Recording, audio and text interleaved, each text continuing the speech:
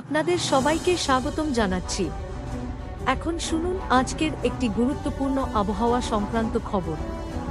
ভারতীয় আবহাওয়া অধিদপ্তর জানিয়েছে, উপকূলবর্তী পশ্চিমবঙ্গ এবং সংলগ্ন বাংলাদেশের উপর একটি গভীর নিম্নচাপ অবস্থান করছে।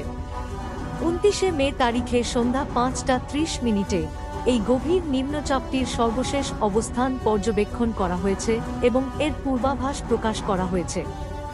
মানচিত্র অনুযায়ী নিম্নচাপটি বঙ্গোপসাগর থেকে উঠে এসে ক্রমশ উত্তর দিকে অগ্রসর হচ্ছে। বর্তমানে এটি গভীর নিম্নচাপ হিসেবে চিহ্নিত হয়েছে এবং এর বাতাসের গতিবেগ ঘন্টায় প্রায় 30 কিলোমিটার প্রতি ঘন্টা বা তার আশেপাশে রয়েছে। আবহাওয়া অধিদপ্তরের পূর্বাভাস অনুযায়ী এটি উত্তর দিকে অগ্রসর হয়ে পশ্চিমবঙ্গের উপকূলবর্তী এলাকা এবং বাংলাদেশের দক্ষিণ পশ্চিম অঞ্চলের দিকে এগোতে পারে। একটি সতর্কতামূলক অঞ্চল বা কোন অফ আনসার্টেনটি নির্দেশ করা হয়েছে, যা দেখাচ্ছে নিম্নচাপটি কোথাও কোথাও বাঁক নিতে পারে এবং তার গতি পরিবর্তিত হতে পারে। এই নিম্নচাপ থেকে বৃষ্টিপাত, দমকা হাওয়া এবং নদী তীরবর্তী অঞ্চলে জলোচ্ছ্বাসের সম্ভাবনা রয়েছে। মৎস্যজীবী এবং উপকূল অঞ্চলের বাসিন্দাদের জন্য সতর্কবার্তা জারি করা হয়েছে।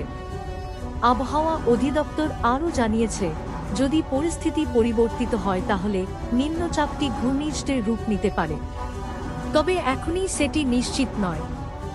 সাবধানে থাকুন, প্রশাসনের নির্দেশ মেনে চলুন এবং আবহাওয়া আপডেটের জন্য চোখ রাখুন কুইককাস্ট মিডিয়ার চ্যানেলে।